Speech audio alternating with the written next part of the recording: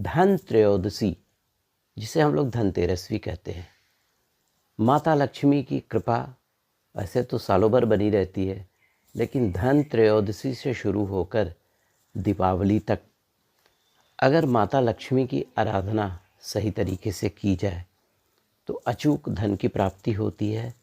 धन के जितने भी प्रॉब्लम्स होते हैं वो दूर हो जाते हैं।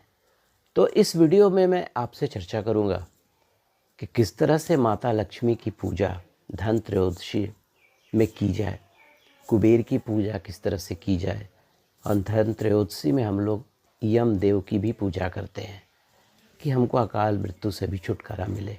उस पे एक थोड़ी सी चर्चा आपसे करूँगा, ठीक है। तो जैसा मैंने आपसे बोला कि धन दीपावली जो है हमारे धन त्रयोदशी, जिसे हम लोग एक आम भाषा में धन तेरस भी बोलते हैं। तो एक आम में मान्यता है कि अगर कोई भी शुभ काम धनतेरस को किया जाए या परचेजिंग की जाए या कुछ भी की जाए तो उसका जो पावर मतलब उसका जो मल्टीप्लिकेशन होता है वो 13 गुना बढ़ जाता है। इसलिए आपने देखा होगा कि धनतेरस में लोग अपने सामर्थ्य के अनुसार बहुत सारी चीज़ों की खरीदारी करते हैं। कोई सोना खरीदता है, कोई हीरा खरीदता है, कोई गाड़ी खरीदता है और भी बहुत सारी चीज़ें इस तरह से करता है, ठीक है। तो आइए चर्चा करता हूँ कि इस धन त्रयोदशी के दिन मीन्स धनतेरस के दिन हम माता लक्ष्मी की कृपा पाने के लिए किस तरह का उपाय करें, किस तरह से आराधना करें कि हमारा जो वर्ष है अच्छा से बीते। और धन जो होता है किसी भी मानव की ज़िंदगी में एक बहुत इम्पोर्टेंट रोल प्ले करता है।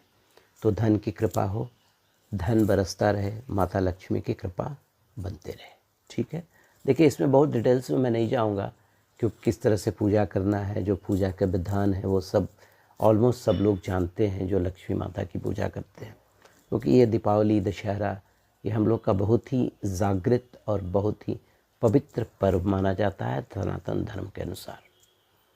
तो देखिए सबसे पहले मैं जो चर्चा करूँगा, त्रयोदशी के दिन भगवान धन्वंतरी की पूजा करें। देखिए भगवान धन्वंतरी वैसे तो आयुध मतलब आयुष के देवता माने जाते हैं, मतलब मेडिसिन के जनक माने जाते हैं। जो हम लोग दवा वगैरह या आयुर्वेदिक जो चिकित्सा होती है उसके जनक माने जाते हैं। लेकिन एक धारणा है कि अगर आपके घर में कोई ऐसा आदमी जो हमेशा बीमार पड़ता हो या बीमारी से ग्रसित हो, अगर वो धन्वंतरी की पूजा करेगा, धन्वंतरी देव की आराधना करेगा तो निश्चित उसे रोग में सफलता मिलेगी।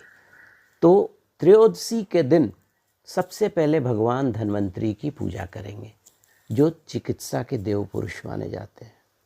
कहा जाता है कि भगवान धन्वंतरी के हाथ में इतनी क्षमता थी, इतनी साधना थी कि जैसे कोई भी मुरझाए हुए फूल या किसी भी मरे हुए फूल जो सूख गया है, अगर वो है उसे अगर वो टच कर देते थे तो वो फूल जिंदा हो जाता था, मतलब उसमें प्राण आ जाता था और वो एकदम जो एक खिला हुआ फूल है उस तरह से हो जाता था।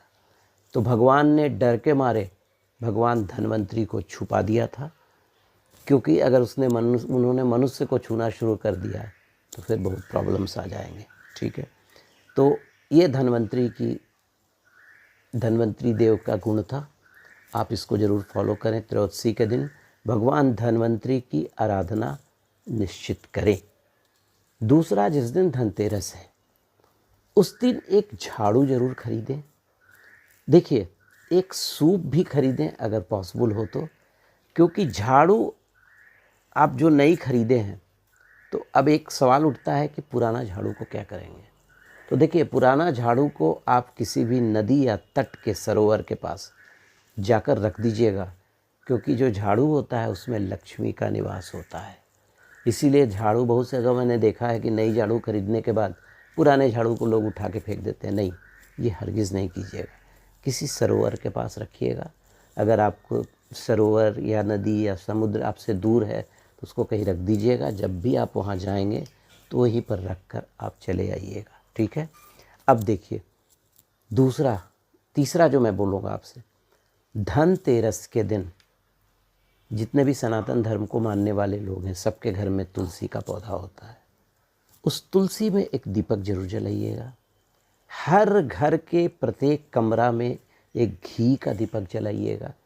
अगर आपका कोई गार्डन हो या अगर आप फ्लैट में ही रह रहे हैं, जो टेरेस में आप जो थोड़ी गार्डनिंग वगैरह करते हैं, वहाँ पर भी एक दीपक जरूर जला दीजिएगा और हर कमरे में एक दीपक जलाइएगा। और ये जो दीपक है उसका मुख जो होगा वो नॉर्थ की तरफ होगा, साउथ वेस्ट ईस्ट नहीं, नॉर्थ की तरफ होगा। ये कर लेंगे, ठीक है।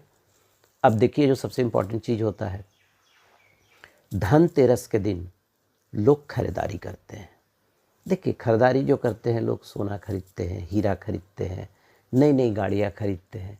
सबका साइंटिफिक आधार है, क्योंकि सोना अगर आप खरीदते हैं या उस दिन पीतल का कोई मतलब आप यूटेंसिल्स खरीदते हैं तो क्या होता है, सोना और पीतल यहाँ पर भगवान विष्णु का निवास होता है। सूरज को भी माना जाता है, रिप्रेजेंटेशन होता है सोना से। तो भगवान विष्णु की आपने आराधना की तो माता लक्ष्मी की तो कृपा ऑटोमेटिकली हो जाएगी ना।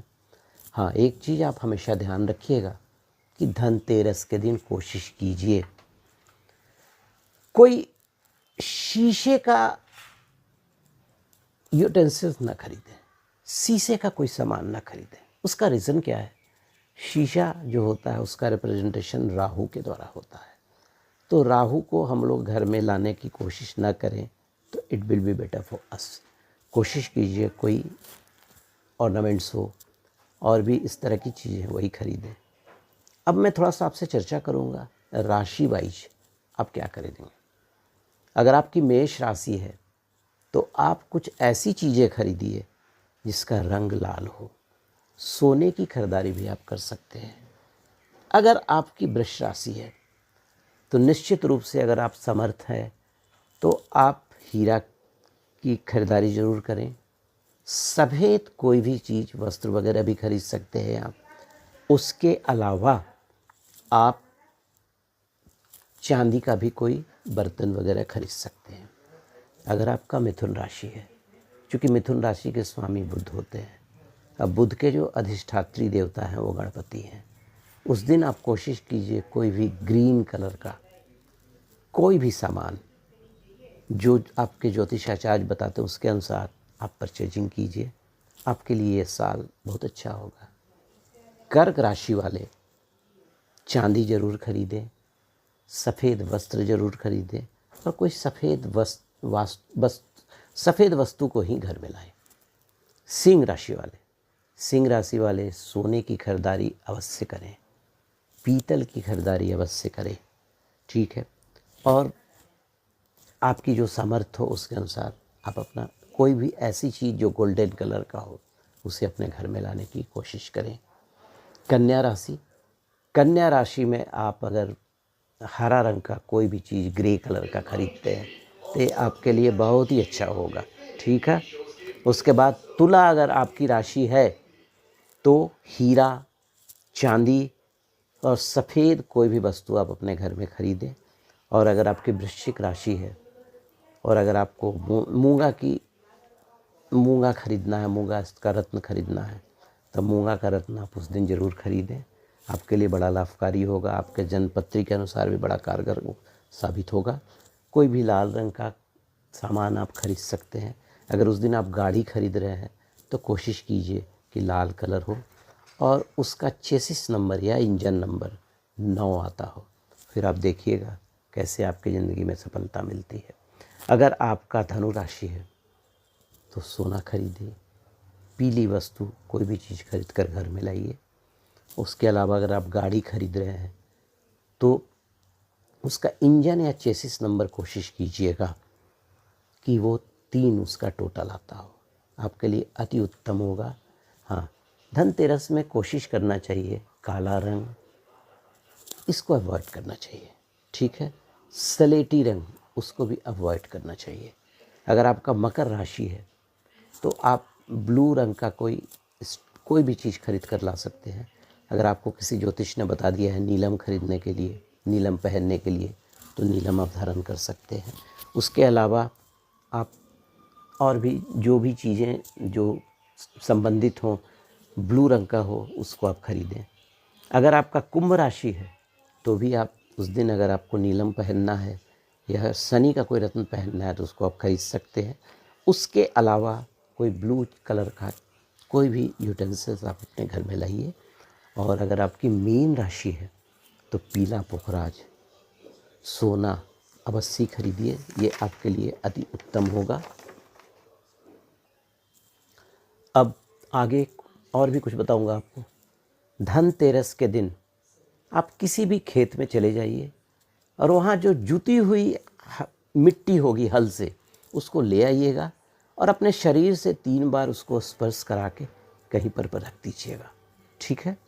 और जो प्रदोष काल उस दिन होगा, उस दिन आपका कोई गौशाला हो, मंदिर हो, त्रयोदशी से दीपावली तक एक दीपक जरूर जलाएंगे आप, ठीक है।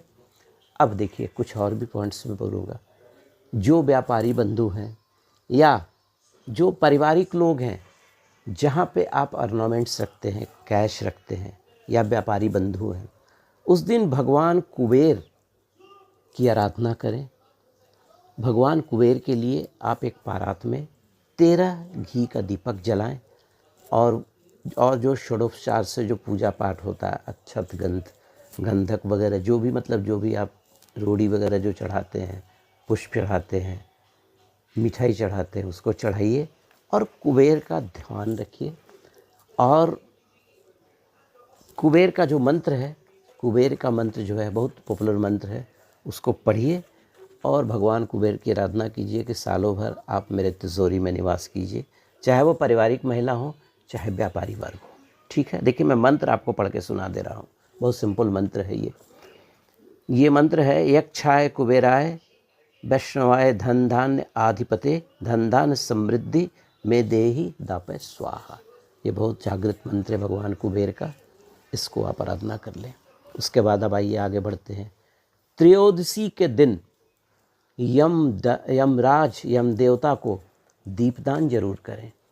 यूजुअली क्या होता है कि यमराज का नाम सुनकर लोग के मन में एक खौफ हो जाता है, लेकिन आज नहीं तो कल हम लोग को तो शरीर त्यागना ही है ना। लेकिन यमराज की आराधना से इस त्रयोदशी के दिन आपको जो अकाल मृत्यु है उसका खतरा टल जाता है। देखिए मैं काफ़ी दिनों से त्रयोदशी के दिन भगवान यम की पूजा करता हूँ और बहुत सिंपल तरीका है, उसमें आपको कुछ करना नहीं है। आप एक प्लेट ले लेंगे, ठीक है। आप प्लेट लेकर उसमें थोड़ा सा अक्षत छींट देंगे, थोड़ा फूल कर देंगे और तिल का तेल एक छोटे से दिया में जलाकर दक्षिण की ओर मुख करके आप उसको जलाएंगे। और कुबेर का एक जो मंत्र है वो आप पढ़ेंगे। वो मंत्र मैं आपको बता रहा हूँ, धीरे से बता रहा हूँ, आप उसको नोट कीजिएगा। देखिए मंत्र जो है बहुत सिंपल है। मंत्र है,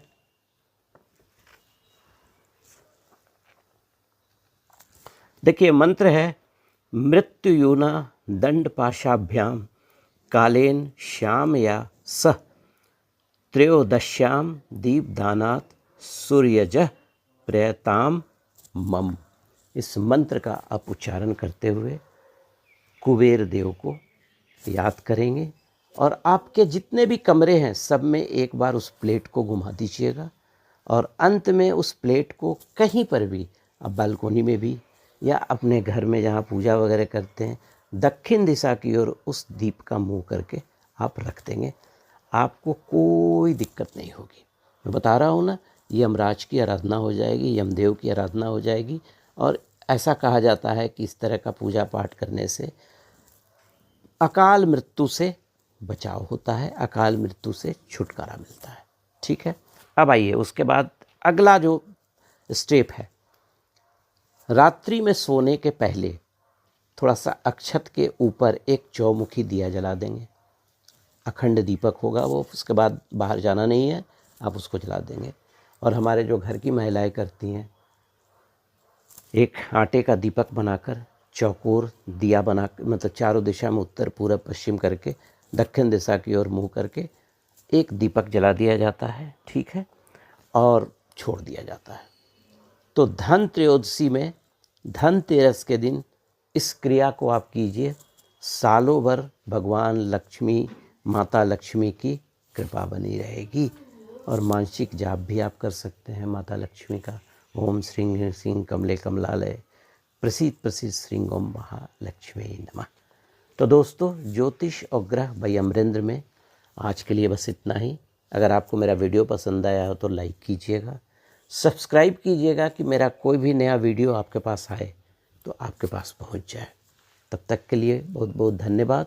आपको दीपावली की बहुत बहुत शुभकामना, त्रयोदशी धनतेरस की शुभकामना। उसके बाद जब दीपावली आए उसके लिए नमस्कार।